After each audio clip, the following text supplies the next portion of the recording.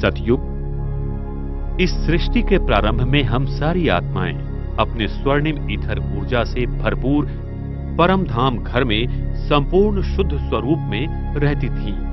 तब परम धाम का केंद्रीय गुरुत्वीय बल शून्य रहता है, साथ साथ पृथ्वी का भी केंद्रीय गुरुत्वीय बल शून्य रहता है।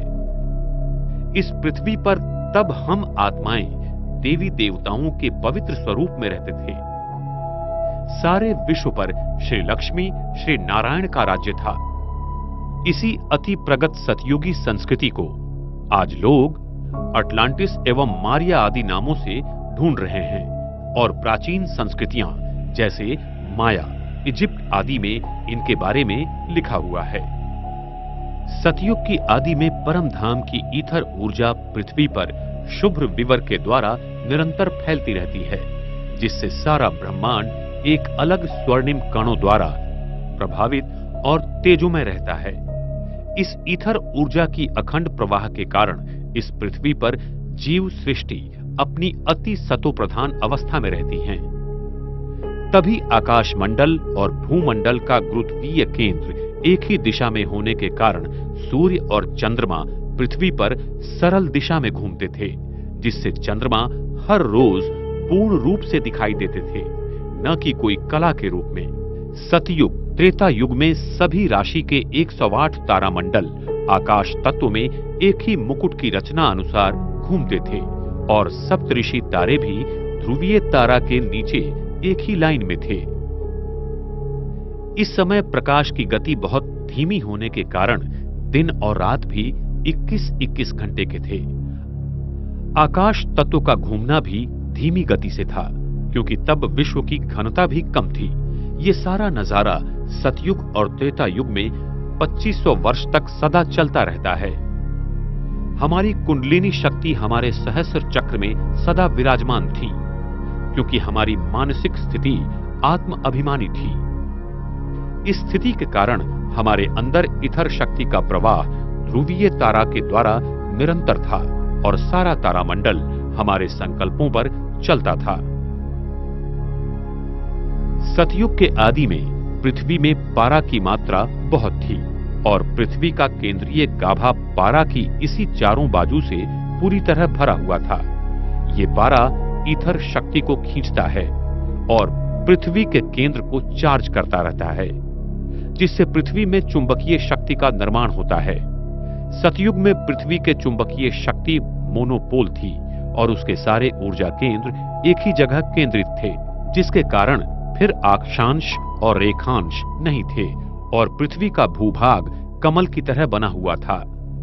सागर का पानी मीठा और शुद्ध था, जिसमें नमक जरा भी नहीं था। सागर पृथ्वी के सारे भूभाग पर चक्रीय तालाब की तरह फैला हुआ था, जो अभी दक्षिण ध्रुव के उस पार भी है, और सागर इतना गहरा भी नहीं था। हर जगह उस भूतल को हम देख सकती हैं। इतना सागर का पानी स्वच्छ, शुद्ध और पारदर्शक था। इस युग में हम मनुष्य आत्माओं की सतो प्रधान अवस्था के कारण प्रकृति हमारे आदेशों पर चलती थी। सतयुग के पुष्पक विमान टेस्ला कॉइल की प्रणाली पर ईथर ऊर्जा द्वारा चलते थे और वो हमारे संकल्प द्वारा नियंत्रित किए जाते थे। वहां पर सोने के महल होंगे जो कि हीरों से जड़े हुए होंगे। वहां पर विज्ञान अपनी सतो प्रधान की चरम सीमा पर था। सतयुग में दो प्रकार के खनिज पत्थर होते हैं, एक किम्बरलाइट और दूसरा लिम्प्रोलाइट, जिसमें बहुत प्रकार के हीरे पाए जाते हैं। इनमें प्रकाश की किरणें अनेक रंगों में परिवर्तित तथा उत्सर्जित करने की क्षमता बहुत ज्यादा है। इन्हीं हीरों द्वारा सतयुग के स्वर्णिम महलों में अनेक प्रकार के रंगों की रोशनी रहेंगी और इन हीरों से निकलने वाली किरणों का रंग हम अपने संकल्प द्वारा नियंत्रित या परिवर्तित कर सकते हैं। सतयुग में प्रकाश कणों की प्रकाश कोण डायनेमिक होती है, जिसके कारण जब विश्व महाराजन संकेत करेंगे कि दिन, तो सूरज की प्रकाश कणों का प्रकाश शंकु 180 अंश कोणीय में खुल जाएगा और सारी धरती पर एक ही समय दिन होगा, और जब रात का संकल्प करेंगे तब सारी पृथ्वी पर रात होगी। लेकिन उस समय चंद्रमा पर पड़ी हुई सूरज की किरणों का प्रतिबिंब धरती पर आएगा और चंद्रमा हर दिन पूर्ण रूप में रहेगा। चंद्रमा की किरणों का प्रकाश शंकु का कोणीय नियंत्रण भी हमारी संकल्प शक्ति द्वारा होगा। सतयुग में हमारा डीएनए 12 तंतुओं का बनेगा, जिससे हमारा शरीर अति सुंदर, शक्तिशाली और सूक्ष्म शक्तियों से भरपूर होगा, जिससे हमारी आयु 150 साल होगी और हम बूढ़े नहीं होंगे। हम अपनी इच्छानुसार शरीर को त्याग देंगे। हमारे मस्तिष्क पर तेजोमय वलय सदा रहेगा। इसीलिए मंदिरों में देवताओं के आगे दिए जलाते हैं, क्योंकि उनकी आत्म ज्योति सदैव जलती थी।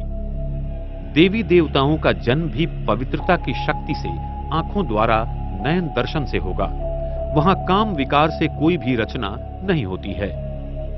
वर्तमान समय में मोर पंछी का जन्म भी उसके आंख से निकले हुए आंसुओं को मादा मोर पंछी ग्रहण करने से होता है।